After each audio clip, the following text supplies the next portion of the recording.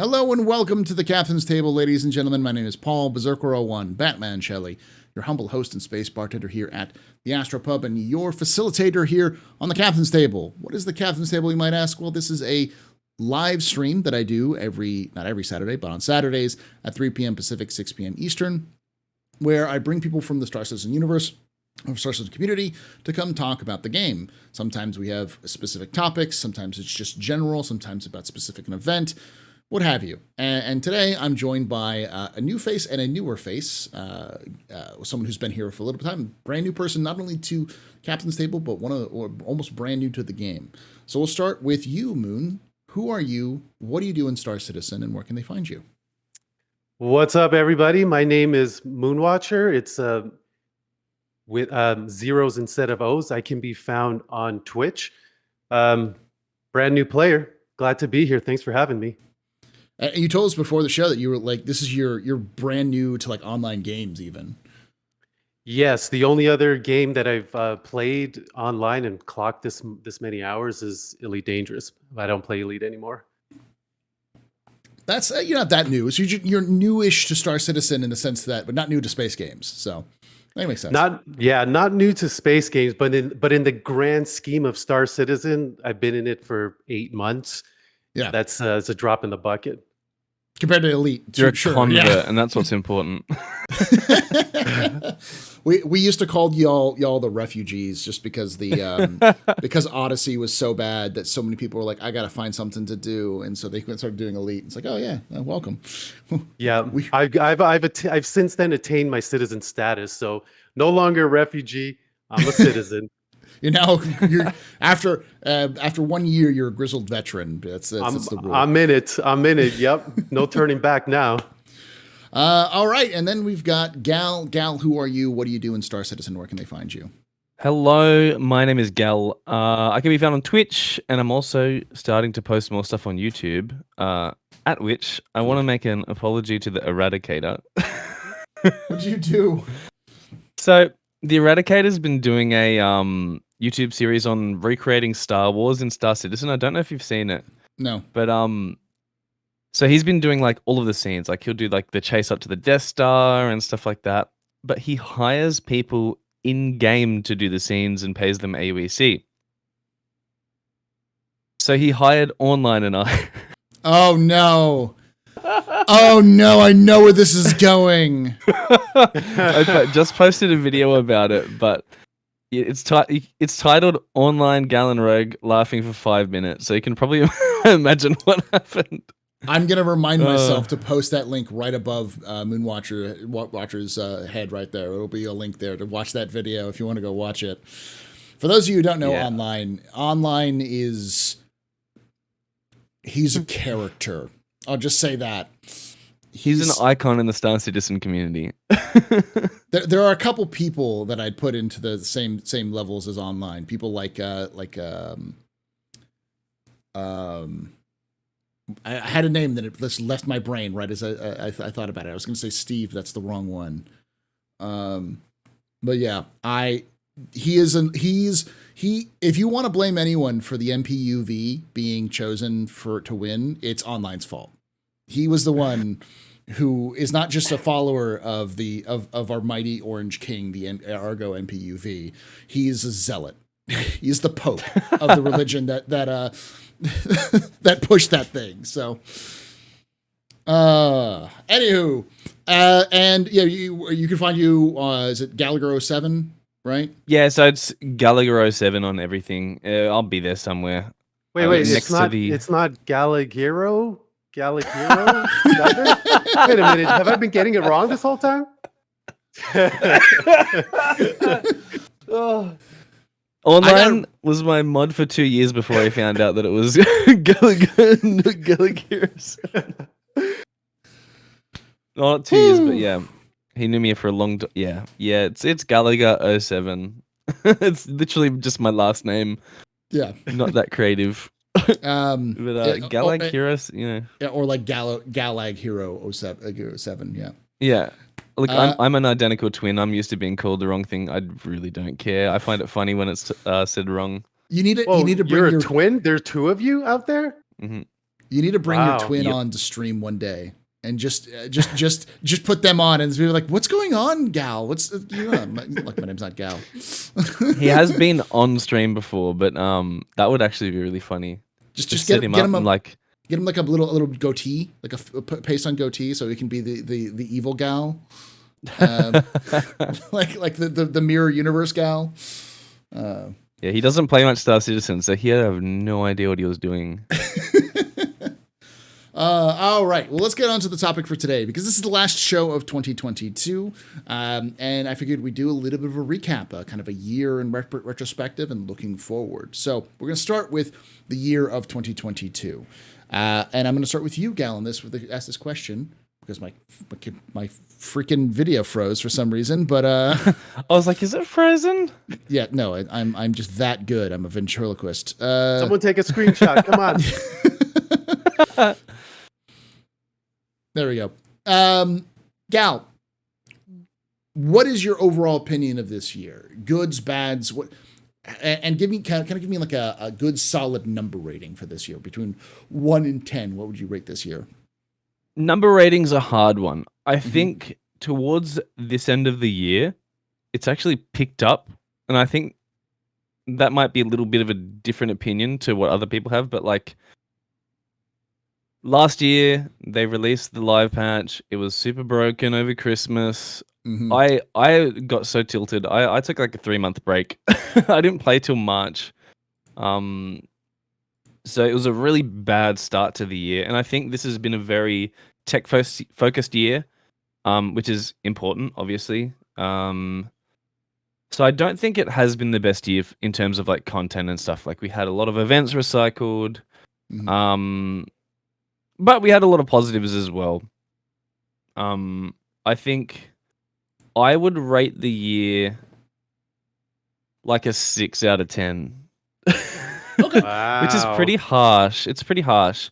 Although I am like, because there's a lot of like things that have come up that were not issues before that have become issues, like the alt F4ing stuff, and like a lot of different things.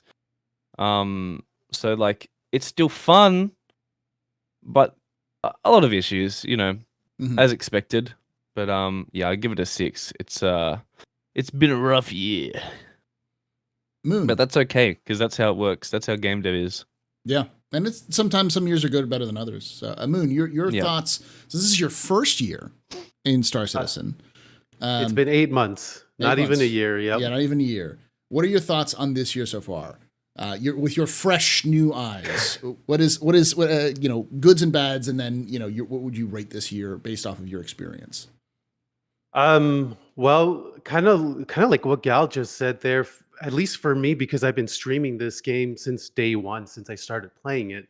My Star Citizen feels the chart. There's 2 different lines.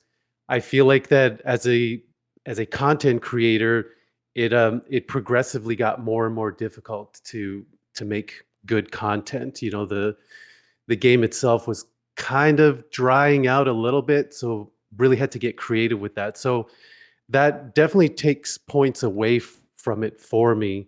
But as a player, it's been amazing. Like since I came in right before Invictus, and as soon as I got my sea leg and upgraded to a different ship, they upped the server caps, and then Siege of Orison came in, and then Jumptown came in. All these things that I've never experienced before.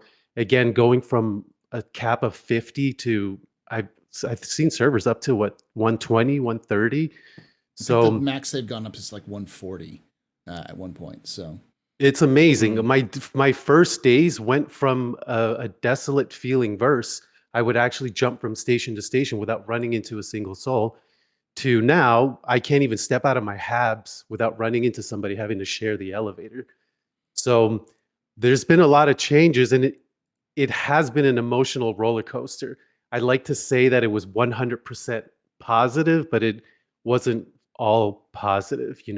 Multiple stream snipes, and witness a bunch of less than ideal behavior from players who've been playing this game for a while. So, but if I had to give an overall score, I would probably give it an 8, an 8 out of 10. Interesting. Hmm. Yeah. Um, If I had to give a rating for like what it was right now, I'd probably give an 8 too. But like, Mhm. just I think the 6 is harsh, but that like reflects my view over the entire year. So I'll chime in with my thoughts because I think this year had some very big additions, and I agree with Moon on this one. Like, I still think that people underestimate the sheer volume of people. That's just how many people are it's added. insane. Like, Literal more than double. yeah, more than double the number of people have been added to the game. Almost triple the number of people can be added to a server, which is insane considering we also had a huge performance boost. Like, I can't even imagine what I can't remember how bad it was in like 3.15. I know it was not great, but it wasn't terrible. But then we got something like 20 or 30 FPS boost just from one patch with 3.17. Yeah, 3.15 was the last free fly that I partook prior to purchasing the game. Mhm. And at 3.15, it was a no-go for me. I uninstalled it and was not ready to hop into it. It wasn't until 3.17 where I saw the difference between 3.15, 3.17, where I was like, yep, it's time. Let's do Yeah. it. There's just a huge performance boost. And I think that's another thing that people don't take it out. Like, the game plays better. And In ways. In In ways. PvE, maybe, because yeah. the desync is much worse. Oh yeah. That's but the the one thing I've FPS heard is from better. everyone in PvP land is that the It's desync bad. is bad. It's bad. It's still fun, but it's yes. bad. Yeah. And I think if and I still think it's at this point it's just copium or hopium that 3.18 gets out before the end of the year. That like 3.18 was designed to be the cap on the end of the year for CIG, where like they built all these structures up, they had them all ready to go, and then they could do 3.18 and they just would unleash a lot of content that we'd never seen before on it. But I think if 3.18 had released at the end of the year, I would be a little bit more optimistic on this year. But as it's even if it was a train wreck, which it probably would have been, Yeah. I would still echo your sentiment, Gal, in the sense that I would say it's like a 6.5, between a 6 and a 7. Not a Yeah. terrible year, but a mid year. No. And then we also had some real positives. Like Siege was like Siege was great. insane.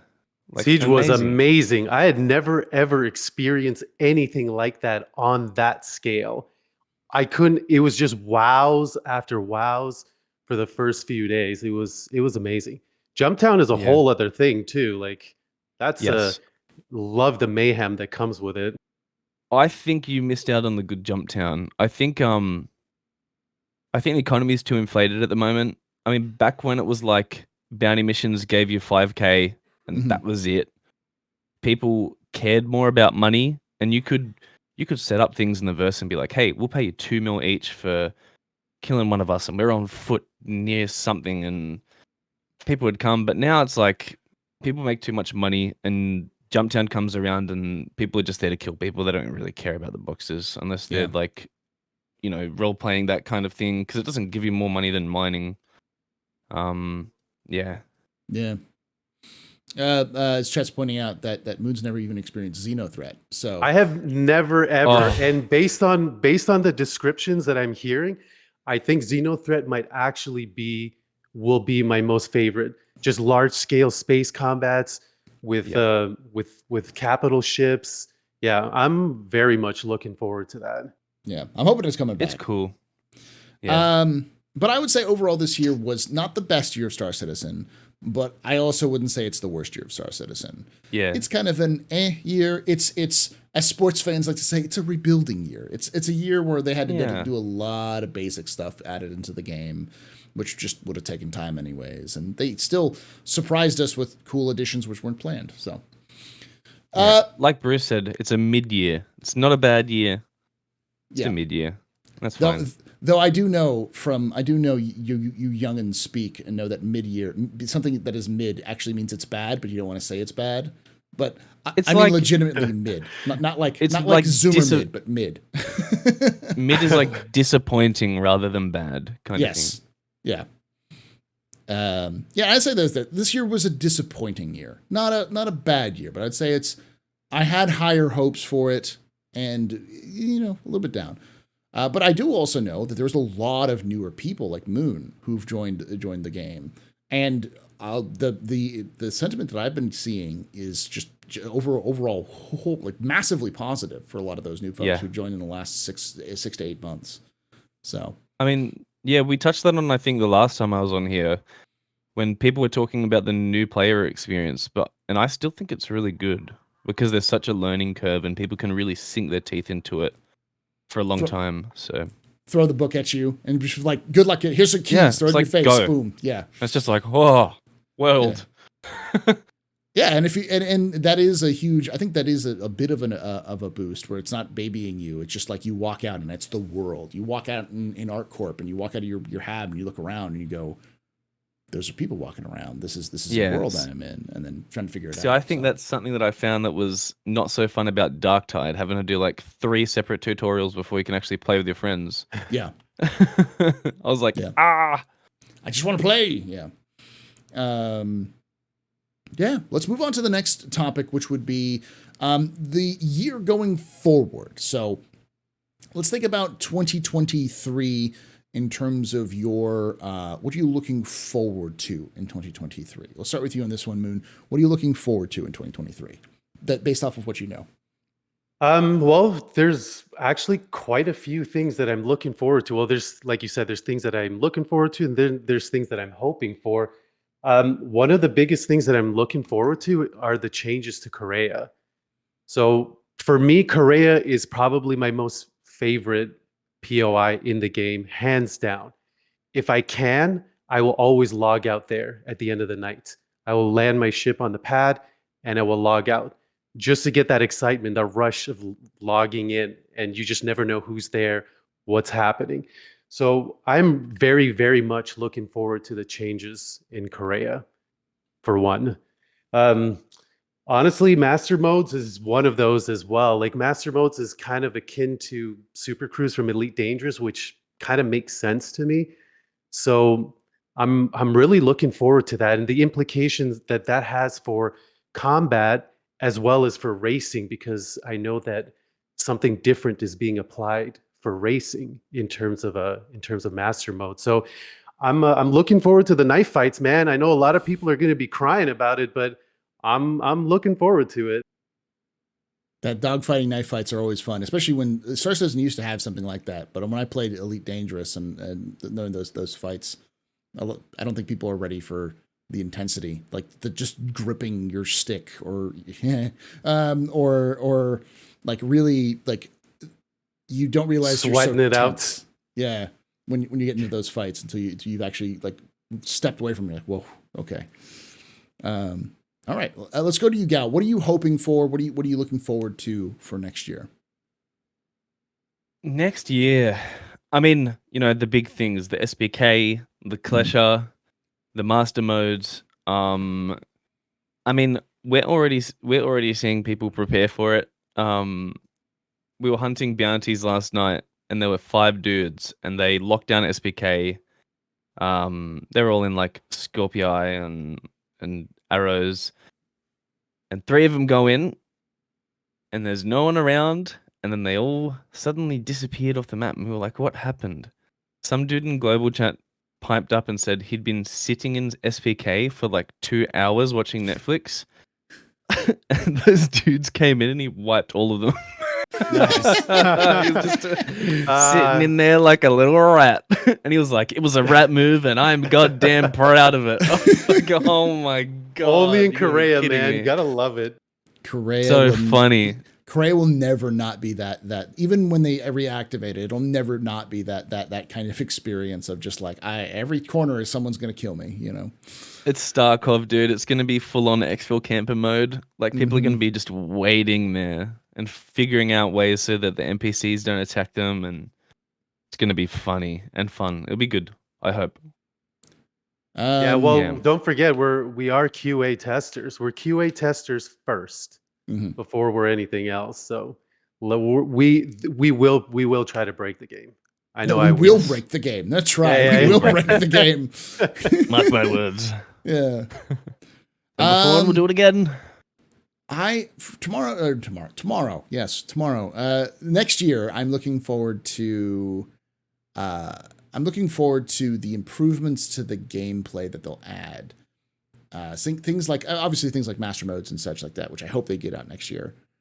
But also things like improve like the Gen 12 stuff. So like we can get better performance. We know that's coming in 3.18, and we know Vulkan's coming shortly after that, so it's probably next year.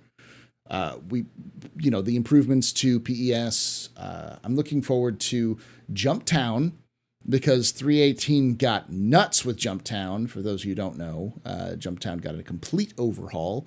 It is now an actual town, not just it is huge. It's not Jump House anymore. Yeah.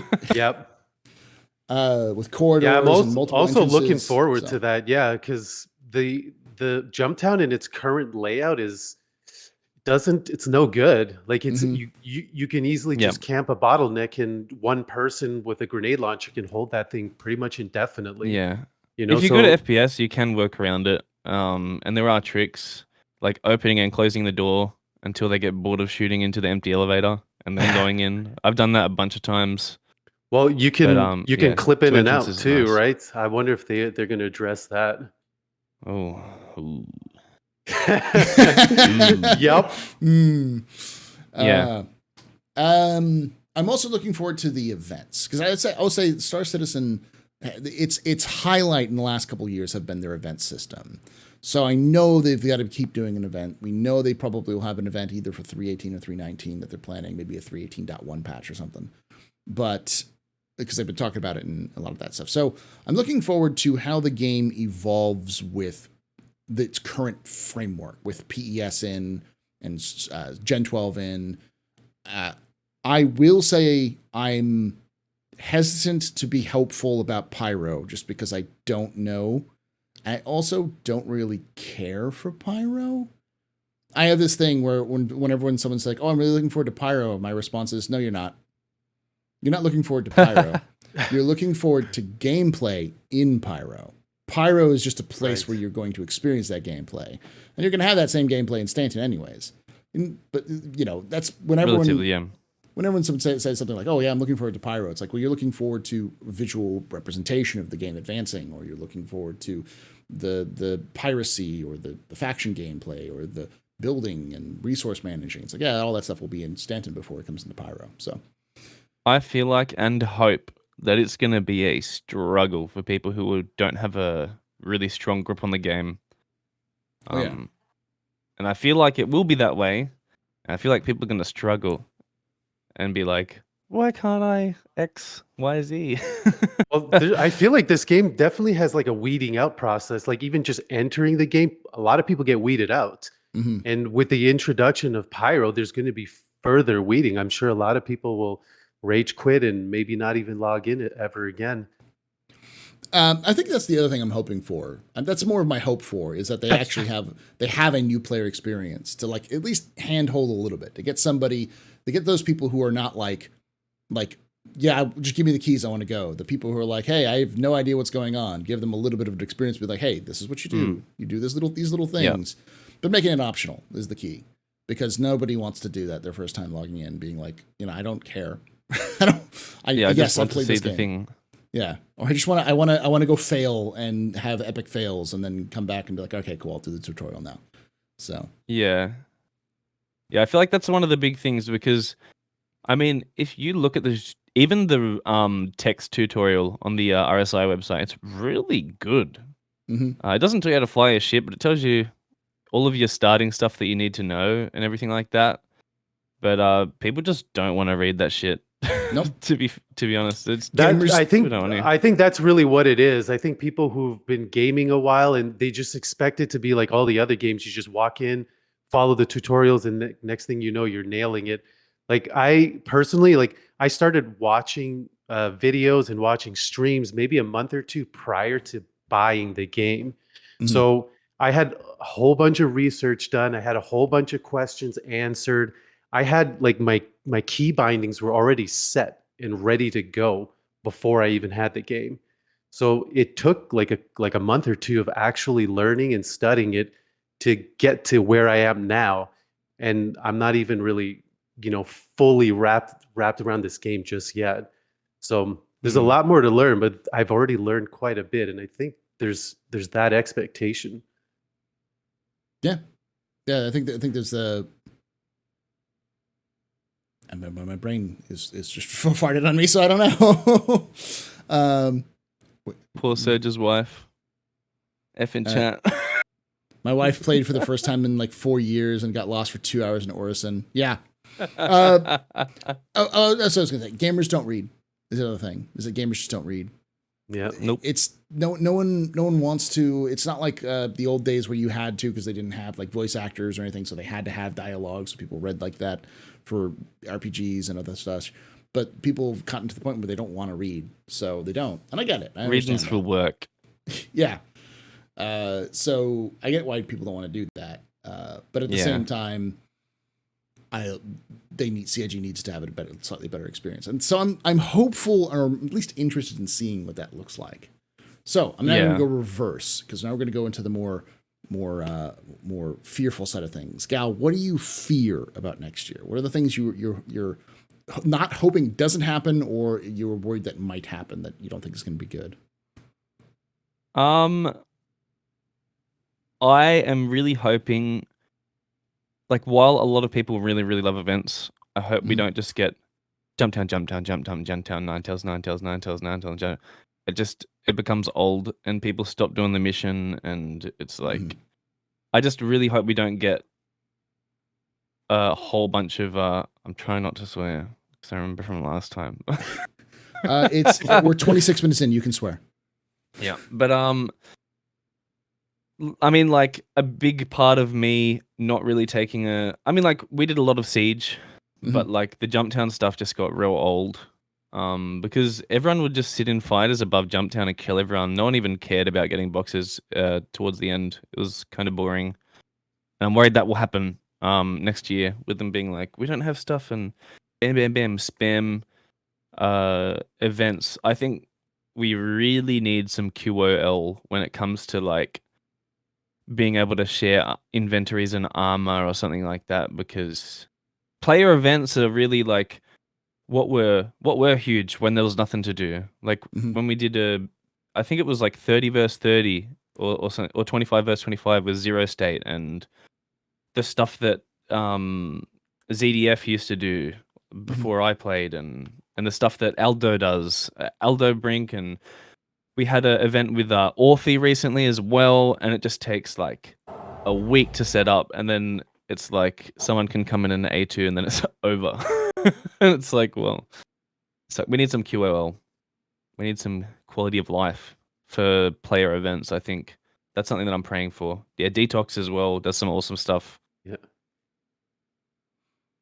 All right, Moon. Yeah. Same question for you about this. What do you fear might happen next year?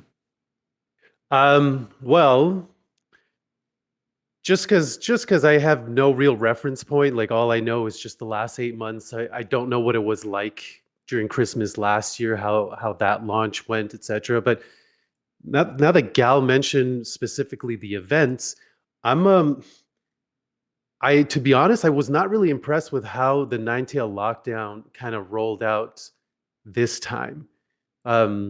With between just the delays, we all followed the schedule, but ended up waiting for hours just for the mission to be bugged, and so I'm hoping less of that. I don't know. Just as a new player, I think my concerns are maybe a little bit more up from the outside.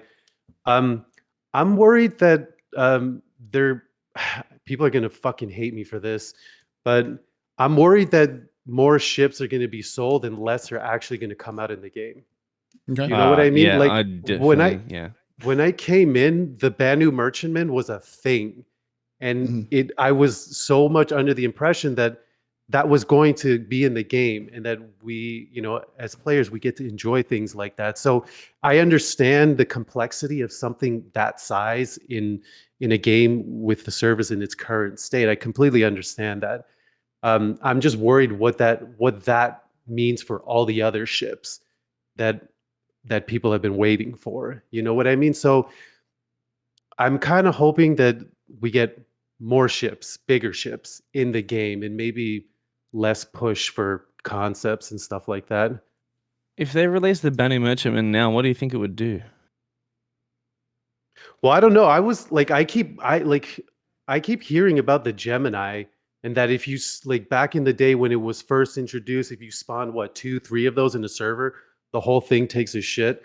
Mhm. So I'm Starfare. guessing Yeah. the Starfare, yeah. So I'm guessing exactly that. Did you guys play on Origin and Aegis Day in the Aerospace Expedition week? Yeah, a little bit. I don't know if it was. I didn't recognize any The differences. server, as soon as people were able to get 890s and Reclaimers out, took a massive dump. That is not me just saying don't bring out ships, but I don't know. I feel like I don't know if we want to get into ships and that. Let's go for it. I mean, I don't know. it's a legitimate concern, especially because Yeah. that is something that's come up in the community before, which is this concern about concept ships versus released ships. Yes. So, like, go ahead, keep going. What you gonna say? The question I ask when people are critical on bringing out concept ships and stuff like that, and while they might think it's about money or whatever, which obviously it partly is, but how many people do you think are on the concept team? Is what I ask a lot of people. So I think a lot of people don't realize that it's 3 people out of the entire company, and they're not even in the same studios. What do you mean, working on the concept or creating concepts? Concept All of artists it. he's talking about. Yeah. Wow. The people working on concepts, there's 3 people. Now, people are saying you should concept one ship and then wait till that tech is there and then bring out that ship. But I think that's a very... I guess we saw the thing that Morph posted. A lot of people saw the Twitter with the like the timeline of how long things would take. And I think I think it would actually, obviously, like, that's all guesswork and not completely true. Not true at all, really. No offense. Not trying to start drama. I love Morph, but if we had ships concepted and released one by one, it would take so fucking long. But now instead we have ships that share design languages, like the Galaxy, the Polaris, and the my brain is leaving me. The other RSI ship, The Perseus. The Perseus, yeah. They concept ships, slowly work on them, get them up to a point as far as possible, and then by the time tech comes out, they can go bang, bang, bang, bang, bang, and do a rerun on all of the ships and release them quicker, instead of waiting for an entire design process and an entire, getting everything to work. It's like, if they didn't work on big ships slowly, like the Bounty Merchantman slowly coming and not being released, we wouldn't have anything by the time these gameplay loops come out. We wouldn't have a ship. Yeah, and chat's be like, I don't believe there's 3 people. You can look at the number of people who are working on. I talked to Jake about it. There are 3 because I didn't have this opinion before. He's talking about it. Yeah, he's talking about 3 artists. Yeah. We're not talking about like the people who actually make the ships. Those people are a separate team that actually develop those ships, and there are 3 teams that develop those ships. There are 3 people who do the concept art for those ships, and sometimes they hire outside people to do concept art. But yeah. There's definitely legitimate criticism, obviously. Like, I'm not taking away any criticism because there's obviously stuff. But for me, a lot of the criticism I see is just like, fix the game, stop designing ships. And it's like, well, they're different teams. And the artists can't fix the service. So, I don't know. I think it's a big nothing burger, to be honest. And admittedly, as somebody who's new to it, like, and with very minimal game dev experience, QA experience, and stuff like that, I definitely did not know that how many people were allocated to each team and how the flow like that works. It's just interesting because, and again, I'm probably a lot of people not going to be impressed with this, but as a new player, when you come into it and you see things like this happen, ships getting pushed, but then other things being sold immediately afterwards like that, it's almost like why would they stop? It's like, you can print money, so why not just keep doing that? Yeah. And I don't know if it's completely about printing money. I mean, for instance, a lot of people complained about the Galaxy. I picked one up for free. I just melted 3 ships I didn't use. But every disclaimer says you are buying a concept, not a ship. And I think that's a thing that people don't stop to take a look at the benefits of that. Like, you can spend $350 for a ship that you get like more than $600 loaner for however long that ship is in concept, and that price of that ship is going to go up. So I've melted 3 ships for the Galaxy, and if when the Galaxy comes out I fucking hate it, I can just melt it. And it's going to be more than $350. So I don't know. I don't see it as such a negative as everyone has seen it, but yeah. Again, gamers don't like to read, so I see the argument, and I personally don't like CIG making larger ships in concept when they have so many in the backlog, because the question I always come up to is like, there's the X1, which I don't care about. The X1 sucks. It's a terrible idea. It's Optimus, or no, it's Megatron. It's just a flying gun. So it looks silly and stupid. it's great. I want it. It's stupid. I love it.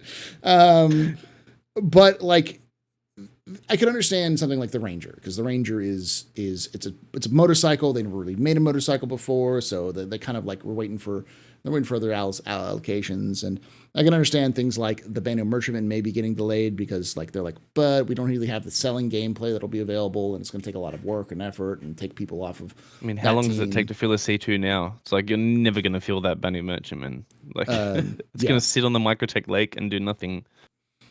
And so I can understand some of, especially the larger ships, but the X1 is just a racing. It's just a Nox, but human made. That's all it is. And it's like CIG even developed the 400i with a Nox garage, or not Nox, an X1 garage specifically for the X1, and they still haven't released the X1. They released the hover quad before they released the X1. I hate the hover quad. I hate it. Like, yeah, I'm with you on that. It's just, my brain hurts at that point. Yeah. It's like, CIG, why? Just, it's like, I can't take but a couple of months to knock that out there. Yeah. Yeah, that is a big question. Where's the X1? Where is it? Where is it? So yeah, it kind of kills the 400i for me too, to be honest. Literally can't find any other reason to fly it. The X1 is the real 404i. But it's the thing. It's like I could understand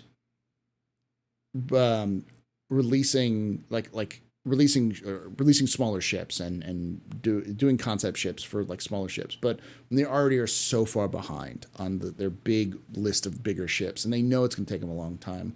Yeah. Why add to that list? Because for me, that just seems like, because I didn't buy the Galaxy. I have no dog in that fight. But to me, it's like, this seems like you're just adding more work for yourself for no reason. I feel like it does seem like that, and I don't know where they're going with the whole modularity thing, because that was kind of like yes, no, as we've seen throughout development with the cuddies and everything. But I don't know. I don't know if I agree there. I think That's fine. Yeah. I mean, wow. Star Citizen players disagreeing? What? We can't be friends. We can't be friends anymore, Paul. That's it. It's over. I'm leaving.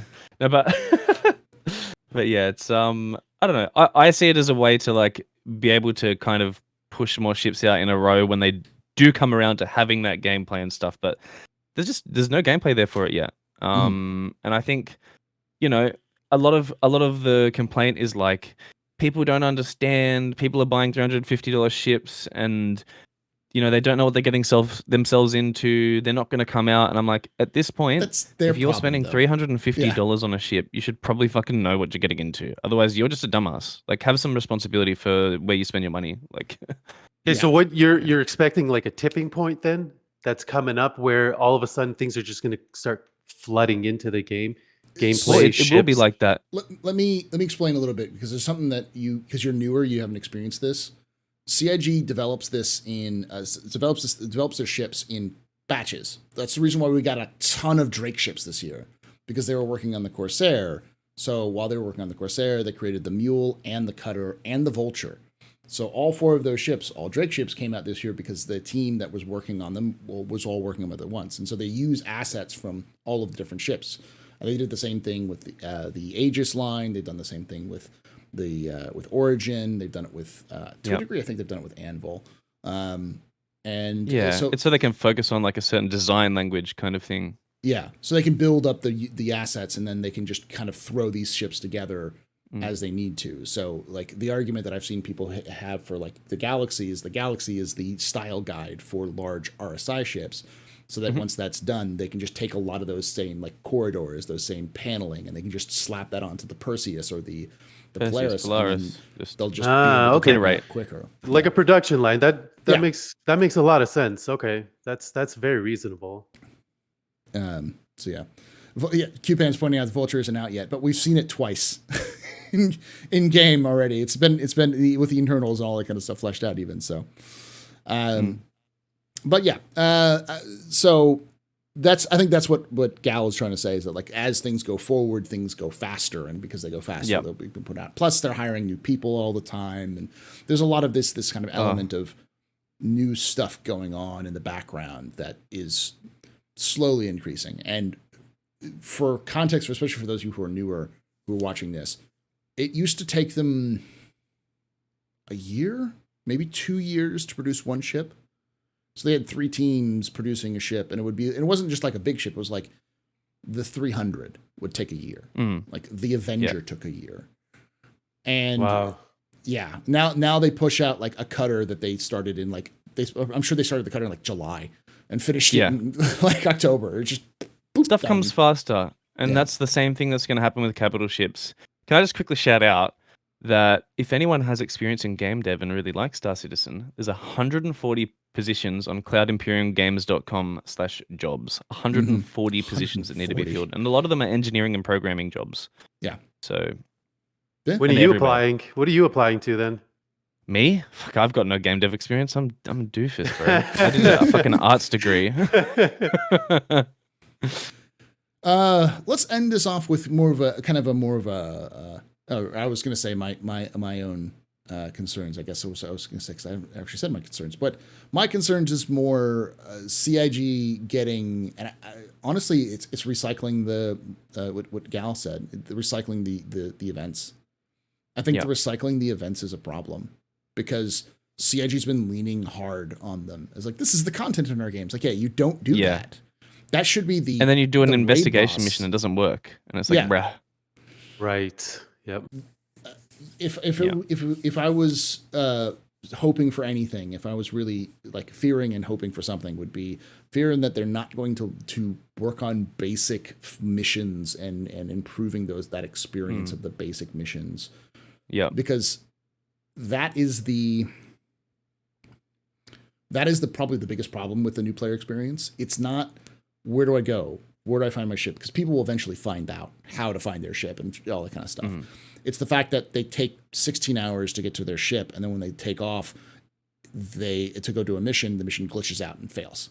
Yeah, so, I think that's the hard thing. It's when it's something that's not in your control that fucks up, and then people are like, did I do something wrong? I don't understand. Yeah, it's hard to tell the difference between a bug and a feature. It's when user error. And Star Citizen's already a complicated game as it is, so even I sometimes go, is this supposed to happen? Like, I have no idea what's going on. And I would say that would be my biggest fear is CIG not working on that experience and improving that, the kind of a quality of life update. Because honestly, a lot of tech they could not have server meshing next year if they improve the day-to-day gameplay, where you can get in, play for 3 to 4 hours, have a good solid experience, feel like you've done some work, and then log out. People would not complain about this game. Well, they still would, but they wouldn't complain about it as much if that experience was tight. And even not even tight, even if it was just more functional. So yeah.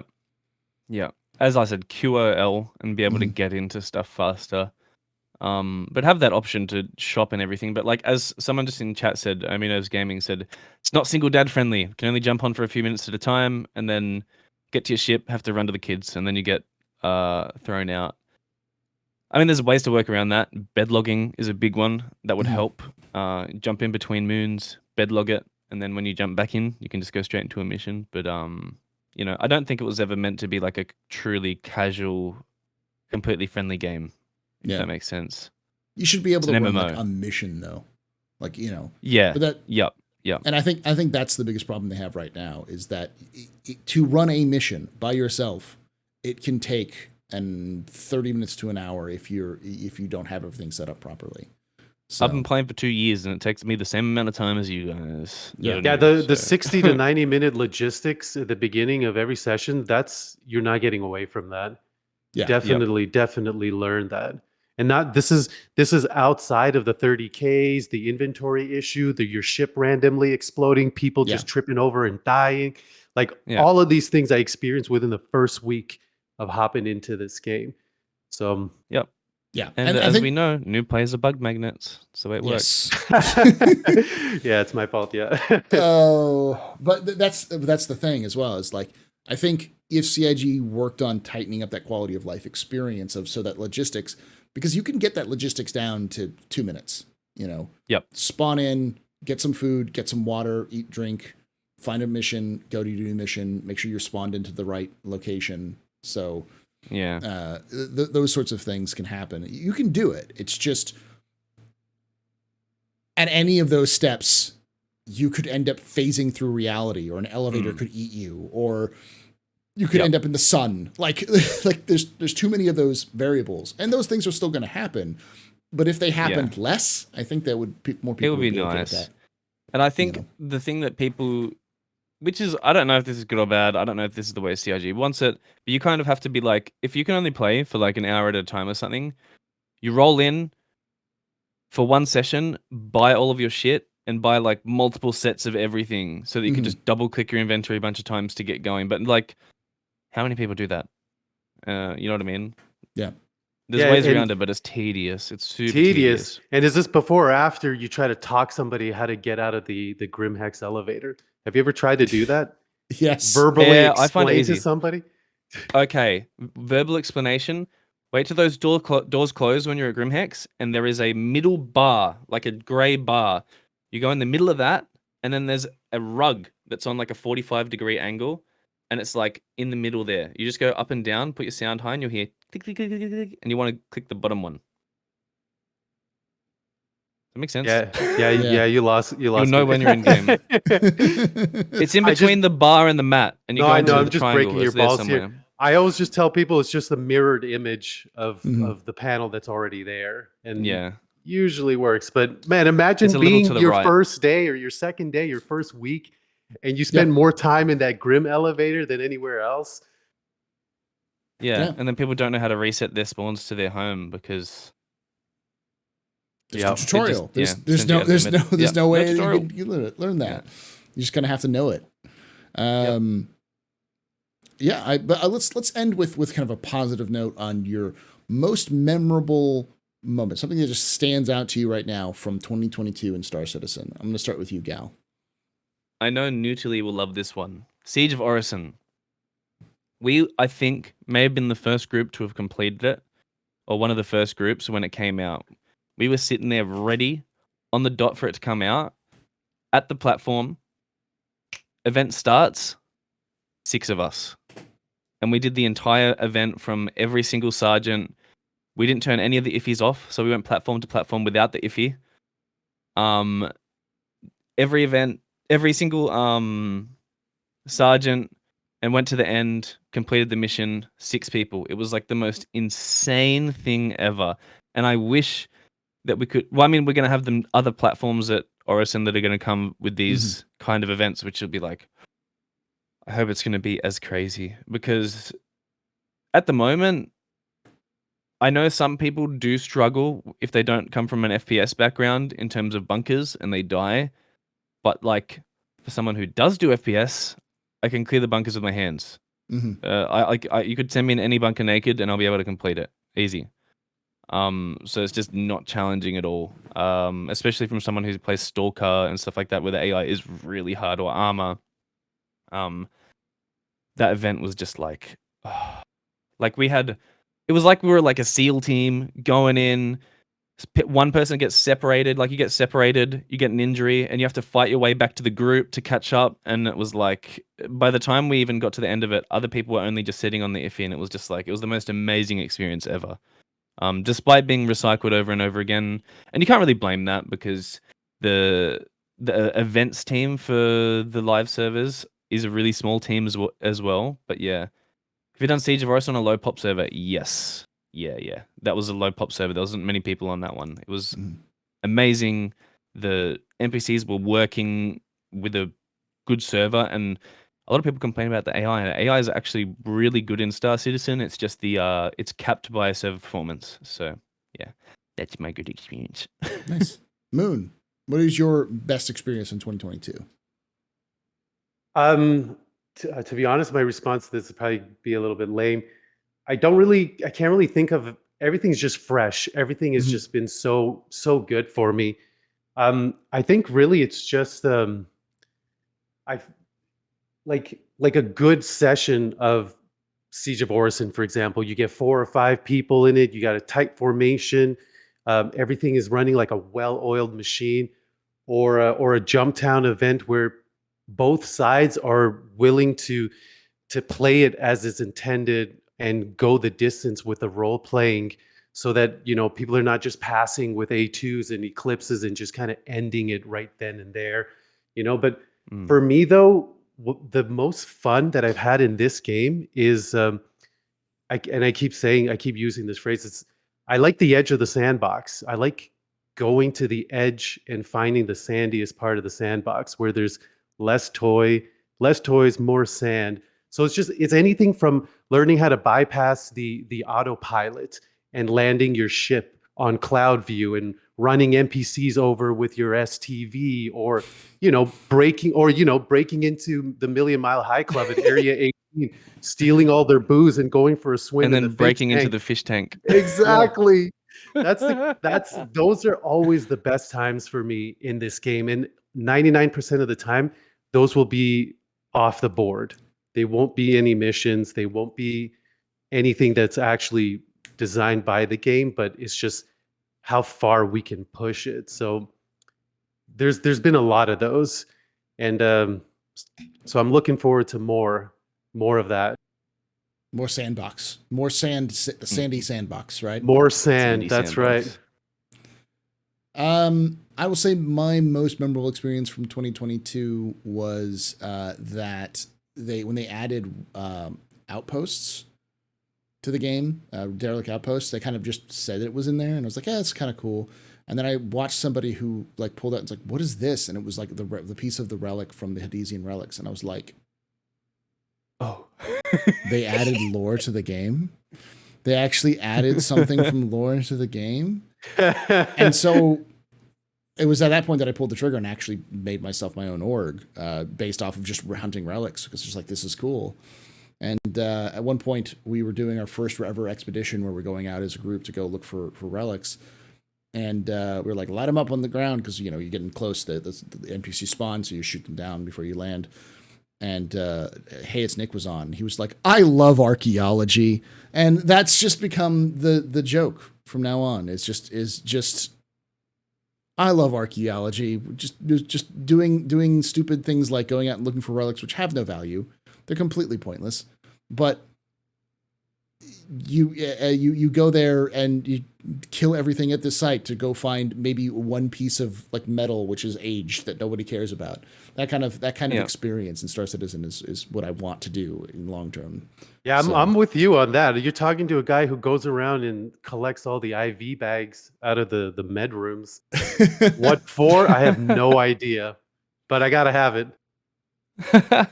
That's the kind of thing I want to be able to do. I want to be able to have those things and do stupid things with them.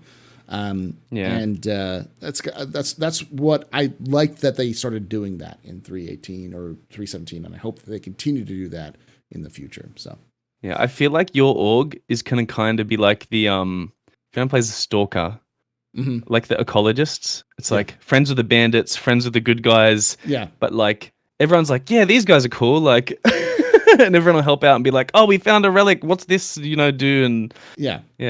Yeah, kind of That'd be that kind of cool. idea. Yeah.